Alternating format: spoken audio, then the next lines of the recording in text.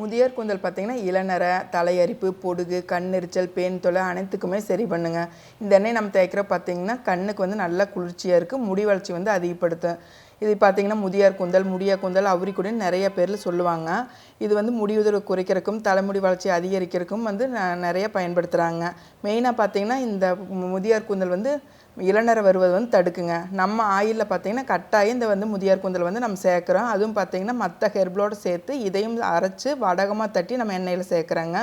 இந்த herbal oil பார்த்திங்கன்னா 4 நாள் நம்ம வடகமாக தட்டி எண்ணெயில் ஊறுறப்போ பார்த்திங்கன்னா அதோட சாறு இறங்கி எண்ணெய் ரெடி ஆயிருங்க. மற்ற ஹெர்பல் எல்லாமே பார்த்திங்கன்னா நம்ம தோட்டத்துலேருந்து ஃப்ரெஷ்ஷாக பறிக்கிறது தாங்க. தேங்காய் எண்ணெயுமே பார்த்திங்கன்னா நம்ம தோட்டத்தில் விளையிற தேங்காய் எடுத்து மரச்செக்கு மூலமாக ஆட்டி அதைத்தான் நம்ம எண்ணெய்க்கு வந்து யூஸ் பண்ணுறோங்க. இது பார்த்திங்கன்னா ஒரு 100% பியூர் ஹோம்மேட் ஹெர்பல் ஹேர் ஆயிலுங்க. வாசனைக்காக கூட பார்த்திங்கன்னா நம்ம எந்த எசென்சியல் ஆயிலும் பயன்படுத்துறது இல்லைங்க. ரோஜா இதிலும் லெமன் கிராஸ் மட்டுமே பயன்படுத்துகிறோம். அதுவுமே பார்த்திங்கன்னா நம்ம தோட்டத்துலேருந்து எடுக்கிறது தாங்க. இது பார்த்திங்கன்னா கவிதா ஹோம்மேட் ஹெர்பல் ஆயிலுங்க. இந்த ஆயில் வேணும்னா ஸ்க்ரீனில் இருக்கிற நம்பருக்கு வந்து வாட்ஸ்அப் மெசேஜ் பண்ணுங்கள்.